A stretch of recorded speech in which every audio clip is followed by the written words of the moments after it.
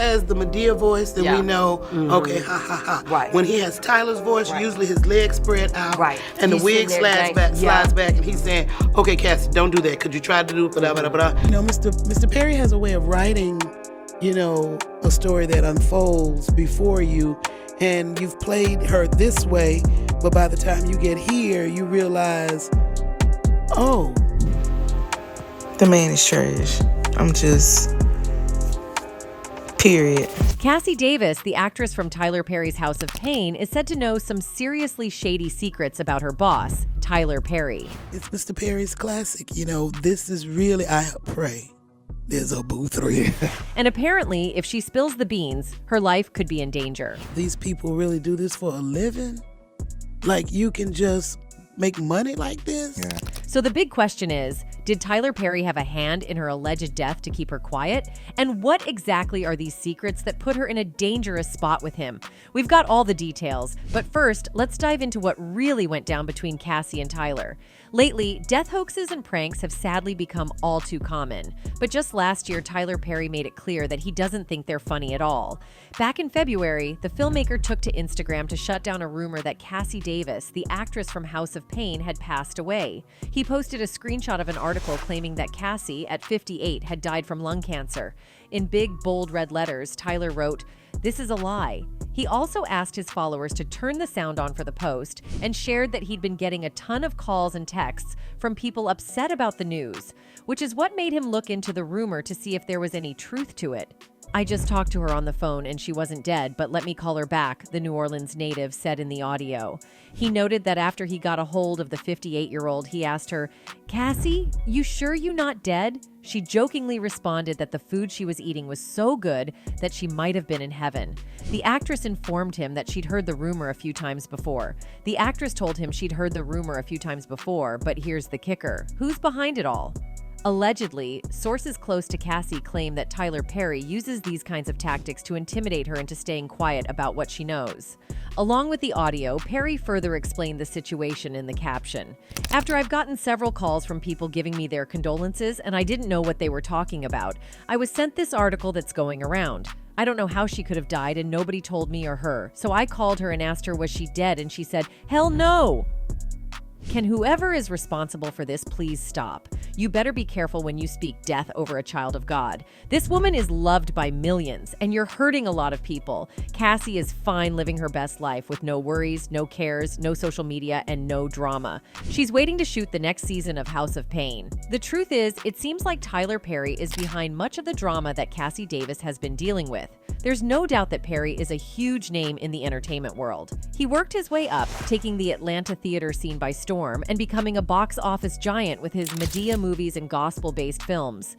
He gave audiences something Hollywood mostly ignored, stories and characters focused on the life experiences of the Black community. But in doing so, some say he may have sold his soul to the devil. Ownership is the key. And I tell all these people coming up in the business who are doing incredible things, if you're not owning your product, if you're not owning what you're doing, you're not fully going to be able to affect change, because that's where all the change happens. Like any big figure, Perry's rise to success hasn't been without controversy. Over the years, he's had his fair share of issues, and he hasn't always handled them well. In some instances, he's even doubled down on his questionable actions. If the rumors are true, his ego got so big that he even went head-to-head with Oprah Winfrey herself. He said, I'm not wearing no dress, man. I'm funnier than a dress. Just give me something funny to say. I don't need to wear no dress to be funny. Getting ahead in Hollywood isn't always easy without making a few questionable moves, and it looks like Perry is no exception. But why risk others' lives in the process? After hitting it big at the box office, Perry shifted his focus to television, where he found even more success with House of Pain. But just as he was about to sign a huge syndication deal and launch the spin-off Meet the Browns, a surprising piece of news hit the deadline. Perry had fired 4 writers after they asked for union contracts. The Writers Guild of America stepped in, charging Perry's production company with unfair labor practices and bad faith bargaining. It wasn't a good look for him. "I feel like I was slapped in the face like we were used," said writer and WGLW member Terry Brown Jackson. "We were good enough to create over 100 episodes, but now when it comes to reaping the benefits of the show being syndicated and having other spin-offs from it, he decides to let us go unless we accept a horrible offer." The show's head writer, Kelly Griffin, added, "A lot of people who fought for civil rights and social justice never really saw what eventually came out of their work. While I'd like to see something positive come out of this for us, if this fight helps future Black writers get what they deserve, that's a good thing." As for Perry learning from his mistakes, he made a change to the writer's room for his future shows by not having one at all. The filmmaker told ABC News that he now writes everything himself, but if you thought that was the end of his issues, you'd be mistaken. Perry's union troubles didn't stop with writers. In 2015, 2 actor unions banned their members from performing in Perry's stage play Medea on the Run because his production company refused to sign a union contract. IndieWire reported that this decision didn't bode well for Perry. In simple terms, a union contract outlines the terms and conditions of employment for union members, along with the employer's obligations and responsibilities. In this case, it's designed to protect the actors. Perry's refusal to sign the contract, just like with the 4 writers, suggests he doesn't want to be tied down to agreements that might cut into his profits. It seems like Perry's main focus is making money, which he does pretty well. You know, it was just like, wow, these people really do this for a living? Like, you can just make money like this? Yeah. And have fun? However, not everyone's on board with his methods. Following the success of House of Pain and Meet the Browns, NPR published an open letter to Perry from African-American journalist and cultural critic Jamal Lemo. While Lemo acknowledges Perry's success, he expressed discomfort with how Perry relies on stereotypes, like portraying buffoonish, emasculated Black men and overly sassy, crass Black women. Your most famous character, Medea, is a trash-talking, pistol-waving grandmother played by none other than you. Through her, the country has laughed at one of the most important members of the Black community, Mother Dear, the beloved matriarch. I just can't quite get with seeing Mother Dear played by a 6'3" man with prosthetic breasts flopping in the wind. Our mothers and grandmothers deserve much more than that. Heck, our fathers and grandfathers deserve more. Mr. Perry, you have told the Hollywood old guard to kiss your backside, and I appreciate that, brother. But many Black folks have expressed some of the very same attitudes about your work that white critics have. One of the people who took issue with Perry's portrayal of Black characters is acclaimed film director Spike Lee. It's pretty well known that Spike Lee and Tyler Perry haven't exactly been best buds over the years. Despite both being huge figures in Black cinema, they've had their fair share of disagreements. While they've both made major contributions to putting Black culture on screen, they've taken very different approaches. The tension between them really caught the public's eye around 2009 when Spike Lee, never one to hold back, criticized Perry's films and TV shows. He slammed Perry's work for what he called coonery and buffoonery, basically accusing him of reinforcing negative stereotypes about the Black community. It's coonery and buffoonery. And I know it's making a lot of money, breaking records, but we could do better. Spike didn't mince words in an interview with Black Enterprise, where he compared Perry's content to the stereotypical depictions found on what he called the idiot box, a pretty harsh jab at TV in general. He was definitely not pulling any punches there. A lot of this is on us. You know, you vote with your pocketbook, your wallet, you vote with your time, sitting in front of the idiot box. Sure, Spike did acknowledge that Perry is smart and knows how to pull in an audience. Let's be real, Perry has a massive fan base, and he's no slouch when it comes to cranking out content that people genuinely enjoy. But Spike wasn't too thrilled with the image Perry's movies and shows were putting out there. He basically accused Perry of pandering to whatever would get the best ratings, even if it meant leaning into harmful stereotypes. And I know it's making a lot of money, breaking records, but we could do better. And honestly, a lot of people think Spike might have a point. Tyler Perry's brand of comedy often relies on simplistic and stereotypical portrayals. While Perry argues that he's creating jobs for Black actors and making bank in the process, critics say that's not a good enough reason to keep pushing those kinds of images. It's like saying just because a crack dealer or heroin dealer is making money and keeping some cash in the community, that somehow justifies the damage they're doing. Or think about big corporations that rake in tons of money and employ a lot of people but end up pushing out smaller companies with quality products because they flood the market with cheap goods. The point is, making money doesn't automatically mean what you're doing is right or good for the community. Spike Lee, on the other hand, has always been about creating movies that celebrate Black culture without falling into those old, tired stereotypes. Sure, his films might not always be box office hits, but Spike takes pride in the stories he tells. For him, it's all about showing love and respect to the black community through his art. A lot of this is on us. You know,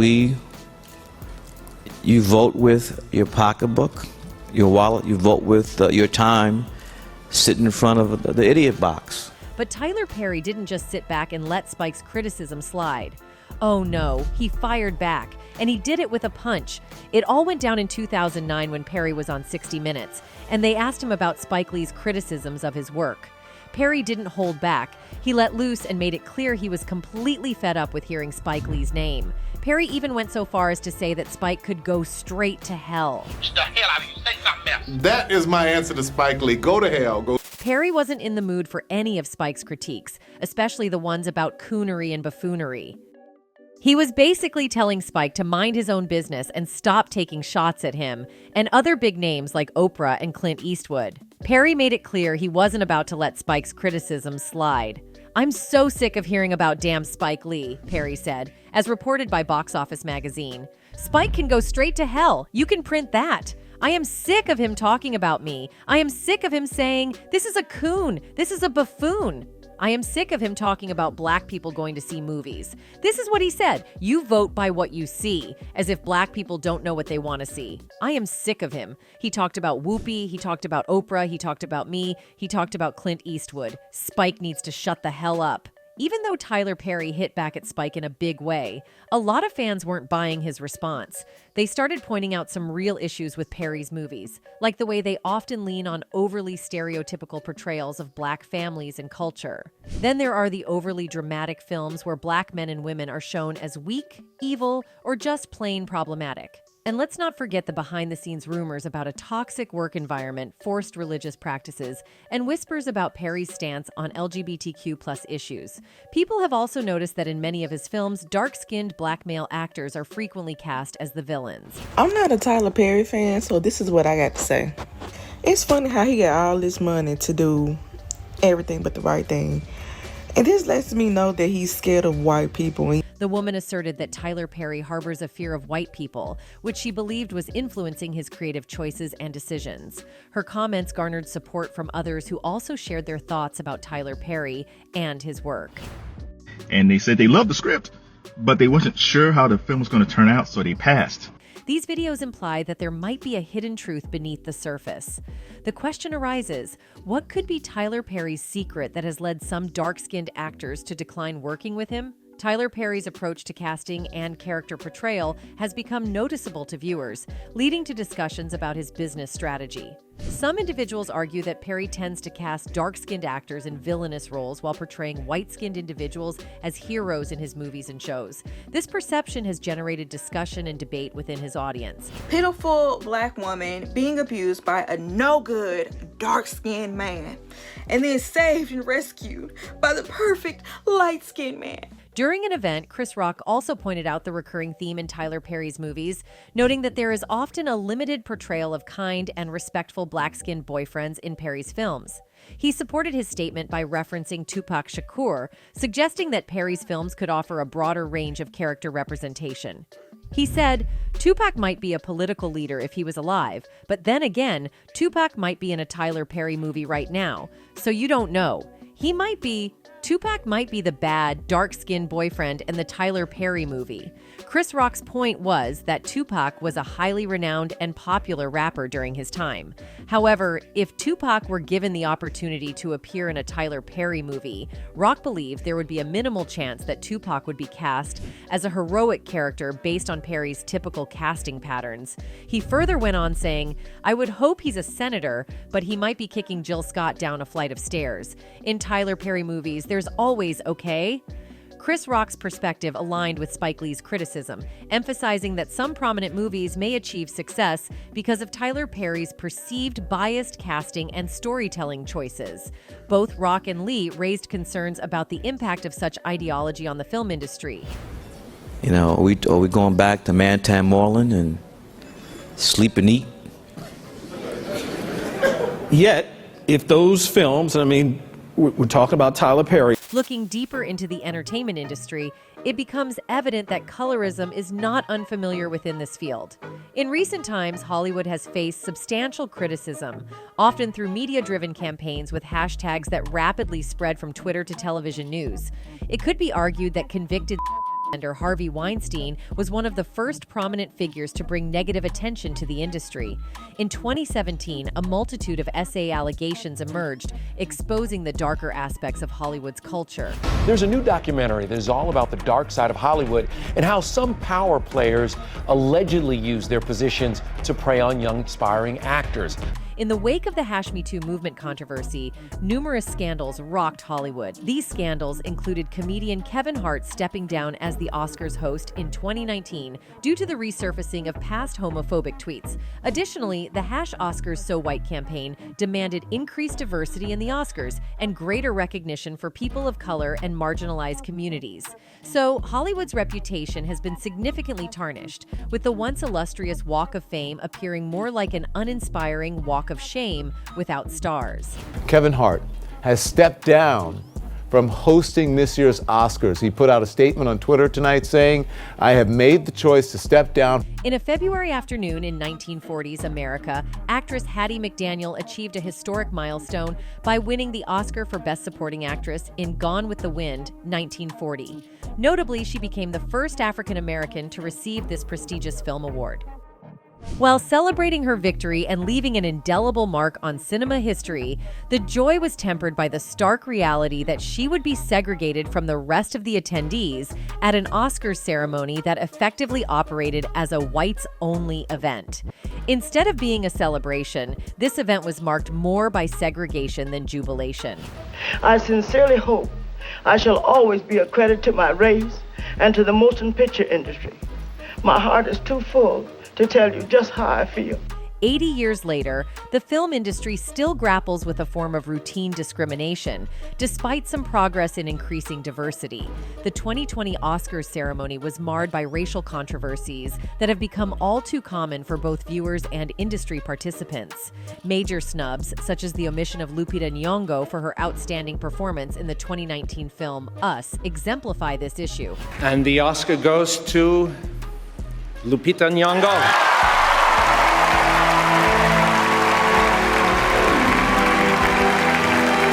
And now it is in the form of movies and shows, in which Tyler Perry is one of the major examples. And this is not hidden now, as we have seen in his movies that black-skinned actors are always villains in his movies. One major example is Steve Harris, who played Charles McCarter in Tyler's one of the most classic movies, Diary of the Black Mad Woman. He was a successful lawyer, but far from being an ideal husband. Shockingly, Charles discloses to his wife, Helen, the existence of another woman in his life and proceeds to treat her rudely, eventually kicking her out of their home. In an interview with 60 Minutes, Perry responded to Spike Lee's criticism, where Lee claimed that his shows were taking black people back to the days of Amos and Andy. Perry defended his work, saying, "All these characters are bait, disarming, charming, make you laugh bait." He added, "I can slap Medea on something and talk about God, love, faith, forgiveness, family. It's attitudes like that that make Hollywood think these people don't exist, and that's why there's no material speaking to them." Perry was a lot less diplomatic when he later told Hip Hollywood that Spike Lee could go to hell. He continued to brush off the criticism, even attributing any backlash to his character's weight.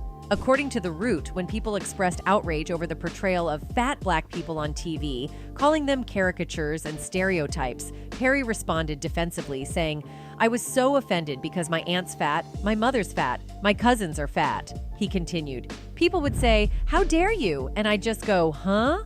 But The Root editor Demetria Lucas Doyley wasn't having it. She questioned whether Perry lived in some insulated bubble, similar to R. Kelly's, keeping him so disconnected from reality that he genuinely didn't understand why his critics didn't like his work. She pointed out, does Perry live in the same insulated bubble as R. Kelly, the one that keeps him so isolated from reality that he genuinely has no clue why his critics don't like his work? There might be like 5 people who care about the weight of Perry's characters, and I will go on the record as siding with Perry that those body-shaming people are ignorant. In 2014, Perry was called out by the Huffington Post for the controversial ending of his movie Temptation. In the film, an unfaithful wife contracts HIV after cheating on her husband, while the husband moves on with a beautiful new wife and family. HuffPost writer Mike Ryan questioned whether Perry believed that cheating deserved a terrible disease or if he thought his audience would believe that, which he suggested was equally troubling. Ryan concluded, "I have spent a grand total of 10 minutes and 57 seconds alone with Tyler Perry. I found him to be an affable, even warm fellow, but I can't claim to know much about his true motivations. Still, I can't help but draw one of two conclusions. Either Perry believes that if you cheat on your partner, you deserve a terrible disease, or he believes that the people he hopes will pay money to see Tyler Perry's temptation believe that if you cheat on your spouse, you deserve a terrible disease. I can't decide which is worse." BuzzFeed took it even further, with writer Louis Pitzman noting that at least 3 characters in Temptation end up with HIV. This added to the criticism of the film's portrayal of infidelity and its consequences, further fueling the backlash against Perry's storytelling choices. In Temptation, HIV is portrayed as a punishment for sin, particularly infidelity, framing it as a disease that befalls those who make morally wrong choices. This idea of HIV as a sinner's disease sparked criticism. Pitzman pointed out that this wasn't the first time Perry used HIV as a plot device. He did the same in For Colored Girls, where Janet Jackson's character Jo contracts HIV after her husband's infidelity with other men. Pitzman also highlighted the film's problematic portrayal of homophobia, another recurring issue in Perry's work. In this case, Jo is depicted as partly culpable because she was aware of her husband's sexuality but chose to ignore it. Using cross-dressing as a comedic tool can have various consequences, especially when it perpetuates harmful stereotypes or reinforces societal biases. Dave Chappelle, for instance, has spoken about the discomfort and implications of this comedic device. It can contribute to the marginalization of transgender individuals by reducing their identities to mere punchlines, further stigmatizing and invalidating their experiences. Additionally, it can reinforce traditional gender norms and expectations, suggesting that deviating from these norms is inherently comedic or abnormal. Overall, while comedy can be a powerful tool for addressing societal issues, it's essential to consider the impact of comedic choices and ensure that humor is not derived at the expense of marginalized communities. Like when I see that they put every black man in the movies in a dress at some point in their career, I'll be connecting them down like, wow, all these brothers gotta wear a dress. It seems Cassie Davis was well aware of everything and was essentially threatened with news of her own death. One person wrote, "Hollywood is like those in the White House now. Creeps all creeps." Another one added, "Protect Miss Cassie Davis at all costs. God bless you, Miss Cassie. That's it for today. See you in the next video. Until then, goodbye."